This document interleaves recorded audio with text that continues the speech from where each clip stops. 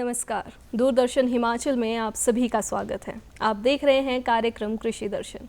कृषि दर्शन के आज के इस अंक में हम बात करने वाले हैं आधुनिक कृषि में उच्च गुणवत्ता वाले बीज एवं फफूंदनाशकों के उपयोग के बारे में। इस विषय पर विस्तृत जानकारी देने के लिए आज हमारे साथ कार्यक्रम में मौजूद है UHF नौणी सोलन से पादप रोग विज्ञान विभाग के सह प्राध्यापक डॉक्टर मीनू गुप्ता जी।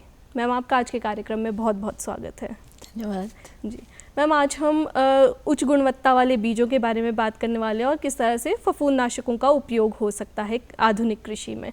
तो सबसे पहले मैं आपसे जानना चाहूँगी कि जो उच्च गुणवत्ता वाले बीज हैं उनका उपयोग क्यों महत्वपूर्ण है?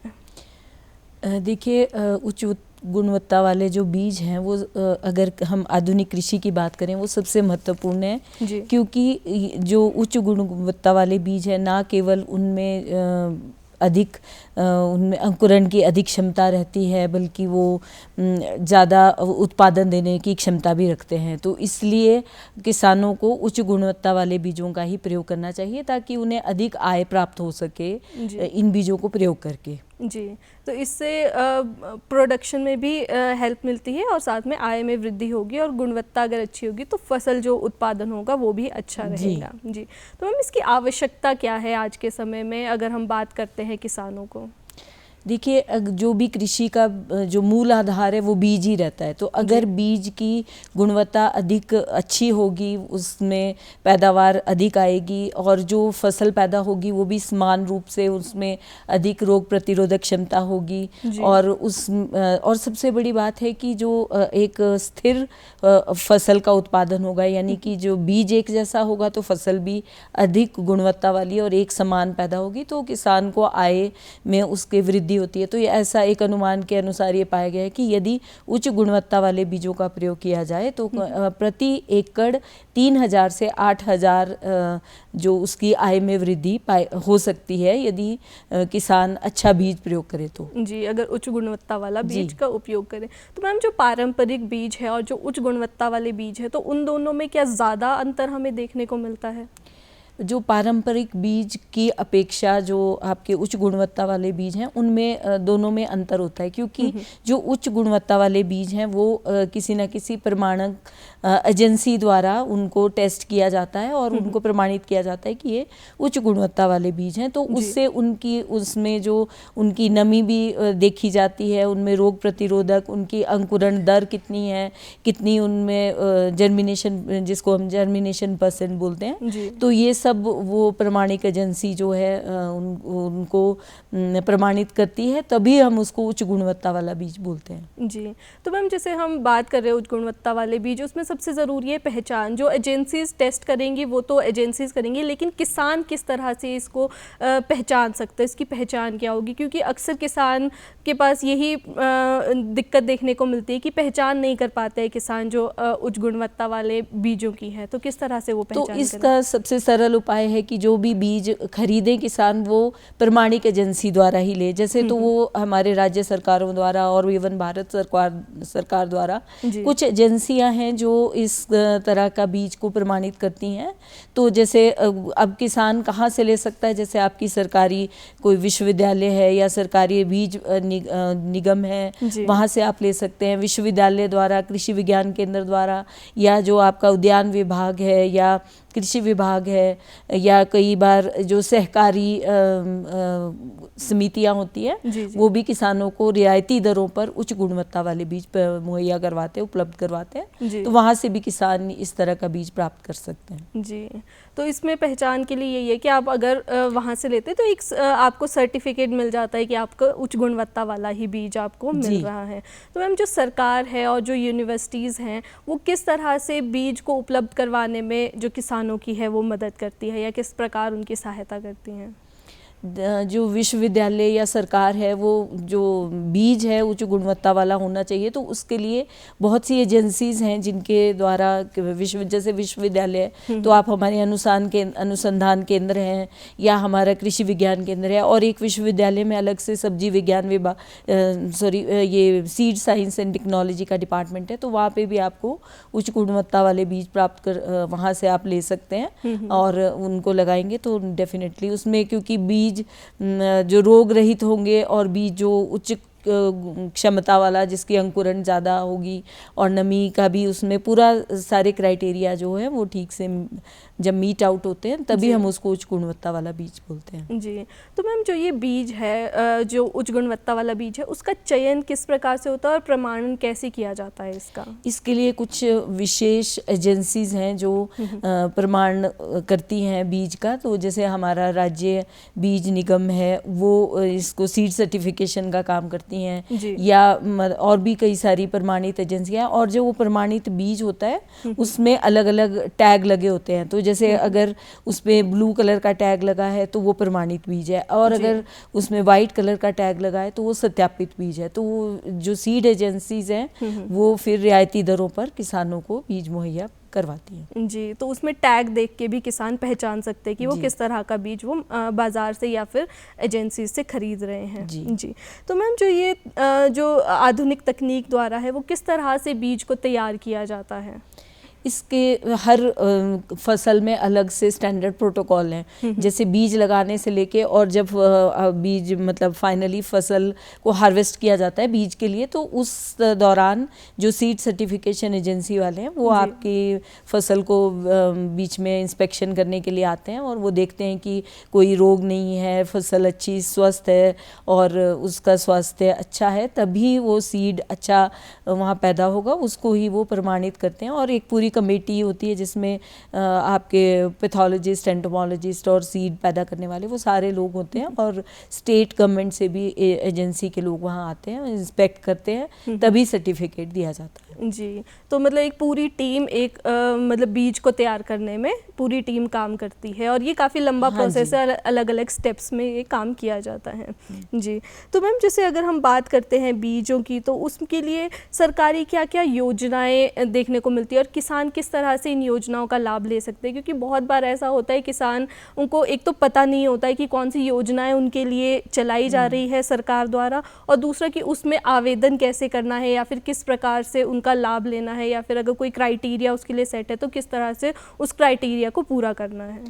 देखिए, हमारे प्रदेश में भी और भारत सरकार द्वारा भी बहुत योजनाएं चलाई जा रही हैं, जैसे कि आपका ये भारतीय राष्ट्रीय सुरक्षा खाद्य सुरक्षा मिशन है, या राष्ट्रीय कृषि विकास योजना है, या राज्य ग्रामीण बीज ग्राम योजना है। ये इस तरह से कुछ योजनाएं हैं जो कि आपको रियायती दरों पे और उच्च गुणवत्ता वाला बीज, जिनका मेन मकसद यही रहता है कि किसानों को उपलब्ध कराया जाए। तो किसान किसी भी योजना में इन बीज निगम वाले से या विश्वविद्यालय से संपर्क कर सकते हैं। इसके अलावा जैसे विश्वविद्यालय है वो कुछ प्रशिक्षण शिविर चलाते हैं, कुछ प्रदर्शन कार्यक्रम हैं, उनमें भी एग्जीबिशंस जैसे लगती हैं, तो वहाँ पे भी अच्छा बीज कहाँ से लें और पूरी जानकारी। उसके अलावा कुछ मोबाइल ऐप्स हैं और एडवाइजरी समय समय पर दी जाती है, तो उसके द्वारा भी किसान जो है अपना जानकारी प्राप्त कर सकते हैं। जी, तो मतलब किसानों के पास बहुत सारे अलग अलग चैनल हैं जिसके थ्रू वो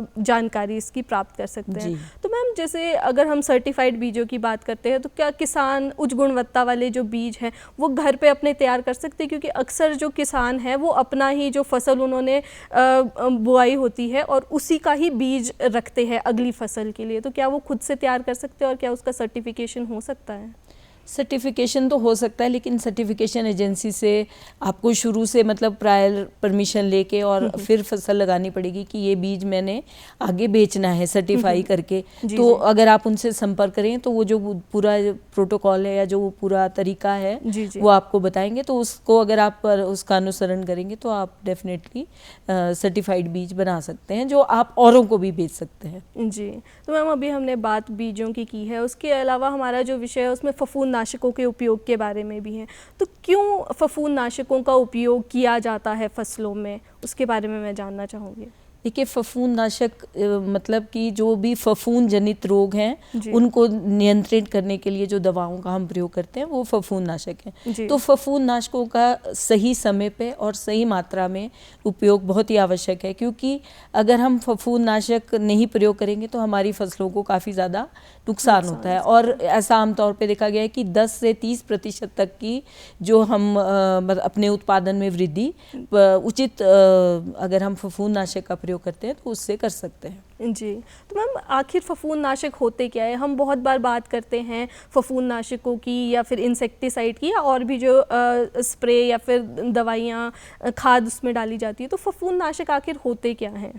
देखिए, एक तो ब्रॉड टर्म है पेस्टिसाइड्स, यानी कि जिसमें फफूंदनाशक भी आते हैं, कीटनाशक भी आते हैं और खरपतवार नाशक भी आते हैं। तो जैसे हम बात करेंगे फफूंदनाशक की, तो फफूंदनाशक ये वो रसायन या जैविक पदार्थ हैं जिनसे कि हम जो हमारे फफूंद रोग पैदा करते हैं उनको हम नियंत्रित कर सकते हैं। तो ये आपके रसायन भी हो सकते हैं और जैविक पदार्थ भी हो सकते हैं जी। तो ये सिर्फ फफूंद रोगों की रोकथाम के लिए या उनको नियंत्रित करने के लिए प्रयोग किए जाते हैं जी।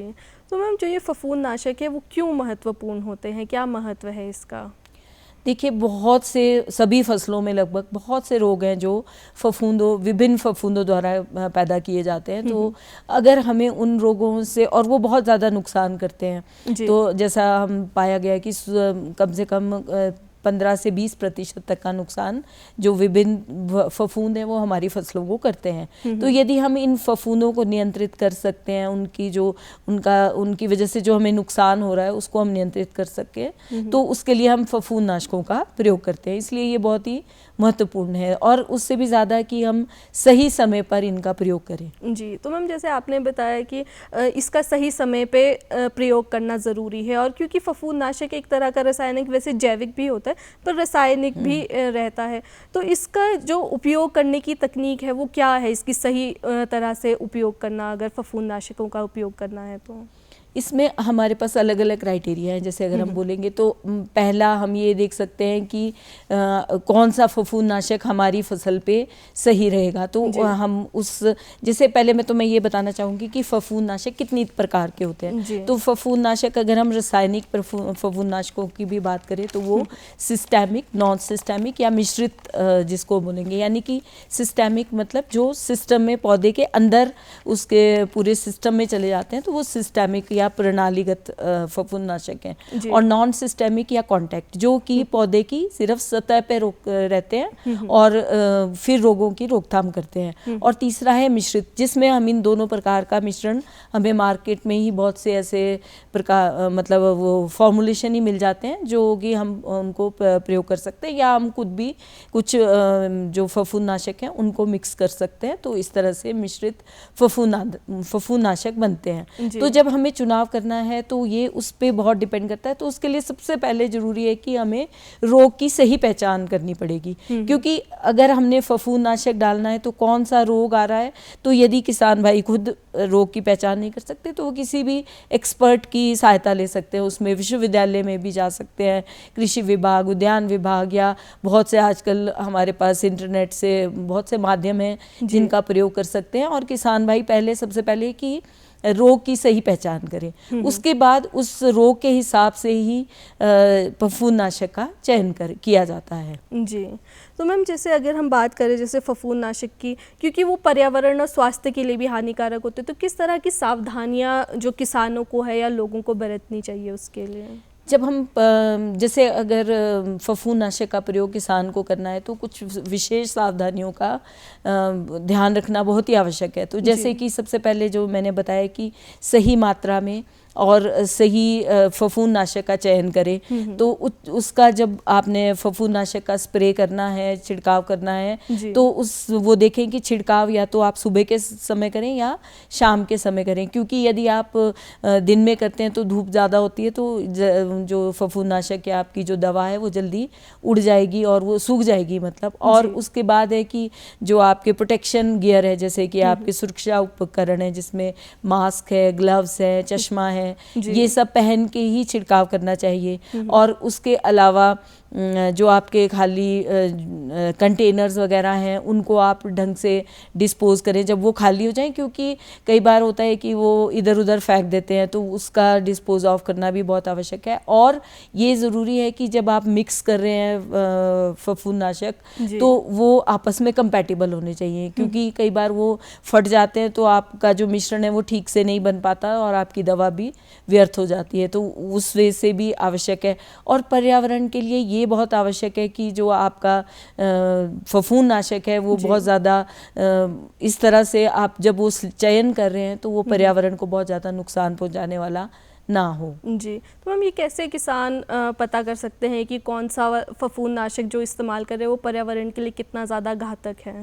तो इसमें अलग अलग टॉक्सिसिटी कैटेगरीज होती हैं। हमारे जो पेस्टिसाइड्स, वो सभी पेस्टिसाइड्स में, चाहे वो फफूंदनाशक है, चाहे वो कीटनाशक है या वो खरपतवार नाशक है, तो उनके लिए अलग अलग कैटेगरीज होती हैं। वो आमतौर पे 4 कैटेगरीज होती हैं, जिसमें एक सबसे ज़्यादा विषैला, वो विषैलेपन के हिसाब से होती है। तो यदि आपके पास एक पर्टिकुलर डिजीज़ के लिए 2 फफूंदनाशकों की ऑप्शन है, तो उस हिसाब से जो पर्यावरण पे यानी कि कम विषैला फफूंदनाशक है तो उसका चयन करना चाहिए जब विषैलेपन की अगर हम बात कर रहे हैं, तो ताकि पर्यावरण को कम नुकसान हो। तो आजकल ये ग्रीन पेस्टिसाइड्स का इसी वजह से बहुत ज़्यादा कॉन्सेप्ट मार्केट में है, और यही रिकमेंड किया जाता है कि आपका जो पेस्टिसाइड हो, जो भी, चाहे वो फफूंदनाशक हो, तो वो कम से कम पर्यावरण को नुकसान पहुँचाए। जी, तो मैम इसके बारे में अधिक जानकारी किसान कहाँ से प्राप्त कर सकते हैं? क्योंकि बहुत बार जानकारी के अभाव में किसान कोई कदम उठा देते हैं, वो उनके स्वास्थ्य के लिए, पर्यावरण के लिए और फसल उत्पादन के लिए भी थोड़ा नुकसानदायक रहता है। तो कहाँ से वो इसके बारे में अधिक जानकारी ले सकते हैं? जो देखिए, जो हमारी प्रमुख फसलें हैं जैसे कि सेब है या बहुत ही जो हमारी इकोनॉमिकली इम्पोर्टेंट क्रॉप्स हैं, तो उनके लिए हमारे समय समय पर छिड़काव सारणी हमारे विश्वविद्यालय द्वारा और उद्यान विभाग के सौजन्य से प्रसारित की जाती है किसान भाइयों की सुविधा के लिए। तो आप उस छिड़काव सारणी का ही प्रयोग करें उसके हिसाब से, जो उसमें, क्योंकि जो भी फफूंदनाशक उसमें इंक्लूड किए गए हैं वो सब पूरी रिसर्च के बाद ही उसमें डाले जाते हैं। तो वो आप क्योंकि उन दवाओं का आपकी बीमारियों पे भी, रोग कारकों पे भी ज़्यादा असर होगा और वो पर्यावरण के लिए भी ज़्यादा सुरक्षित रहेंगे, तो उस तरह से उन्हीं दवाइयों का छिड़काव करना चाहिए। उसके अलावा हमारा जो मैंने जैसे पहले बता दिया कि हम आप कृषि विश्वविद्यालय में या किसी भी कृषि विशेषज्ञ से आप सहायता मांगेंगे तो वो आपकी सहायता के लिए हमेशा ही तत्पर हैं, तो आप वहाँ से भी आप कोई भी सहायता ले सकते हैं। जी, तो इसमें ज़रूरी है कि किसान समय समय पर विशेषज्ञों की सलाह लेते रहें ताकि वो कोई गलत कदम ना उठा सकें। जी, तो मैम जैसे आपने अभी सेबों की बात की, क्योंकि सेब हमारे हिमाचल का जो है मुख्य फसल भी रहती है, तो आजकल जो जैसे शीत ऋतु का मौसम चल रहा है, तो आजकल किस तरह के जो फफूंदनाशक है या फिर किस तरह की केयर करने की ज़रूरत है उनको, या दवाइयों की डालने की ज़रूरत है किसानों को? अगर हम सेब की बात करें तो जैसे आजकल पतझड़ का मौसम है, पत्ते झड़ चुके हैं या झड़ रहे हैं, तो जो उनमें बहुत से बीमारियों के बीज विद्यमान रहते हैं, जो पत्ते होते हैं, तो वो ऑर्चर्ड की फ्लोर पे आपको पता है कि वो वहाँ पे जमा रहते हैं। तो हम अगर यूरिया या जो स्प्रे ऑयल है उनका छिड़काव करते हैं तो उससे जितना भी इनोकुलम के रूप में उन पत्तों में बीमारियों के बीज जीवित होते हैं तो वो नष्ट हो सकते हैं। तो उस वजह से, उस तरह से बगीचों में साफ सफाई की बहुत आवश्यकता है। मतलब आप यूरिया भी डाल सकते हैं और ये इस तरह से वो पत्ते इकट्ठा करके उनको भी आप जला सकते हैं, हाँ जी, डिस्पोज ऑफ कर सकते हैं। तो उस ढंग से आप, क्योंकि जो आपका जब स्प्रिंग सीजन आएगा, यानी कि जब नए पत्ते आएंगी, नई खोपलें आएंगी, तो बीमारी के जो बीज हैं पत्तों में वो भी दोबारा से नए रूप में आएंगे और अपना प्रकोप दिखाएंगे। तो इसलिए ये आवश्यक है कि उनको पहले ही नष्ट कर दिया जाए जी, तो आपका इनोकुलम अगले ऋतु में जो आएगा वो कम हो जाएगा। जी, तो मैम फफूंदनाशक जो का चयन अगर करना है तो उसका सही तरीका क्या हो सकता है? किस तरह से फफूंदनाशक का सही चयन कर सकते हैं किसान? तो मैंने जैसे आपको बताया कि एक तो मौसम के हिसाब से, कुछ फसलों के हिसाब से भी कर सकते हैं। जैसे कि अगर हम आमतौर से ये बोलते हैं कि जैसे हम एग्जांपल मैं देना चाहूँगी, जैसे पाउडरी मिल्ड्यू डिजीज़ हैं, तो पाउडरी मिल्ड्यू डिजीज़ पे हम सल्फर फंजीसाइड रिकमेंड करते हैं। लेकिन अगर हम कुकुरबिट्स या जो आपकी कद्दू वर्गीय फसलें हैं उनमें ये फाइटोटॉक्सिक होती हैं सल्फर फंजीसाइड्स, तो हम ये रिकमेंड करते हैं कि आप वहाँ पे इनको उनका छिड़काव ना करें। तो ये फसल फसल पे भी निर्भर करता है कि कौन सी फसल पे हमें कौन सा फंजीसाइड डालना है। फिर जैसा मैंने आपको बताया कि रोग रोकने से पहले तो कांटेक्ट फंजीसाइड हम डाल सकते हैं। जैसे हमें कुछ रोगों का पता है कि ये बीमारी इस सीज़न में हर साल आती है, तो हम उसके लिए क्योंकि कांटेक्ट फंजीसाइड डालने से उसके ऊपर एक परत बन जाएगी फफूंदनाशक की, तो जब बीमारी आएगी तो वो काफ़ी हद तक अपने आप को पौधा बचा पाएगा। और अगर बीमारी आ गई है तो उसके बाद आप सिस्टेमिक फंजीसाइड का प्रयोग कर सकते हैं। और यदि बीमारी का बहुत अधिक प्रकोप है तो आप कॉम्बिनेशन में, यानी जो मैंने बताया कि जो कॉम्बो प्रोडक्ट मार्केट में भी बहुत से मिलते हैं, तो उनका भी छिड़काव कर सकते हैं और आप खुद भी मिश्रण बना के उनका प्रयोग कर सकते हैं। तो उस ढंग से भी आप बीमारी से बचाव अपनी फसलों का कर सकते हैं। फिर उसके अलावा डोज कैसी है, आप वो जो दवा आप ले रहे हैं वो प्रमाणित है, रजिस्टर्ड है, क्योंकि अगर कई दवा नकली भी मार्केट में बहुत सारी मिलती हैं तो वो भी बहुत आवश्यक है कि आप नकली जो दवाइयाँ हैं उनसे सावधान रहें। और उसकी एक्सपायरी डेट होती है, जब आप कोई भी दवा खरीदते हैं तो उसका सबसे पहले आप एक्सपायरी डेट भी देखें, क्योंकि अगर एक्सपायर्ड आप दवा का प्रयोग करेंगे तो उसका प्रभाव कम रहेगा। जी। तो और कंपनी कौन सी है, वो सर्टिफाइड है दवा, रजिस्टर्ड है कि नहीं है, तो ये सब बातों का अगर पूरा ध्यान रखेंगे किसान भाई तो आप अच्छी दवा का चयन कर सकते हैं। जी। और उससे फ़ायदा यही होगा कि फसलों को उनको कोई एडवर्स इफेक्ट भी नहीं होगा और उत्पादन क्षमता बढ़ेगी, उत्पादन क्षमता में भी लाभ होगा। जी। तो मैम जैसे हम बात करें आधुनिक कृषि में किस तरह से बीज उच्च गुणवत्ता वाले बीज का और फंगिसाइड्स का यूज़ किया जा सकता है, तो अगर हम बात करते हैं पारंपरिक कृषि की, तो पारंपरिक कृषि और आधुनिक कृषि में कितना हमें अंतर देखने को मिलता है, क्या डिफरेंस है आधुनिक कृषि और पारंपरिक कृषि में? देखिए, पारंपरिक कृषि में ये कि हम पहले तो बीज भी हमारे उच्च गुणवत्ता वाले नहीं होते थे, जो घर के बीज होते थे, और आमतौर पे उसमें बहुत सी बीमारियां होती थी, उतनी उनकी उत्पादन देने की क्षमता भी कम होती थी, तो वो उस ढंग से। लेकिन अब जब हम आधुनिक कृषि कर रहे हैं तो हमारा बीज भी अच्छी वैरायटी का हम बीज चयन करते हैं, उसको भी हम ट्रीट करके बीज लगाते हैं ताकि बीमारियों की संभावनाएं और भी कम हो जाए। और फिर बाद में भी जब कोई भी बीमारी या कोई कीटाणु कुछ भी या कीट भी लगता है तो हम उनमें पेस्टिसाइड्स का प्रयोग कर सकते हैं। लेकिन किसान भाई, इतना आवश्यक है कि उत्पादन जो है वो आधुनिक खेती में ज़्यादा मिलता है, लेकिन ये आवश्यक है कि हम ये ध्यान दें कि बीज अच्छा हो और कोई रोग या कीट लग रहा है तो हम सही फफूंदनाशक या कीटनाशक का चयन करें। जी। तो मैम एक हाइब्रिड बीजों की भी बात होती है और अक्सर किसान आजकल हमें देखने को भी मिलता है, मार्केट में भी बहुत ज़्यादा हाइब्रिड बीज देखने को मिलते हैं, तो ये हाइब्रिड बीज किस तरह का होता है, क्या इसकी क्वालिटीज़ रहती है?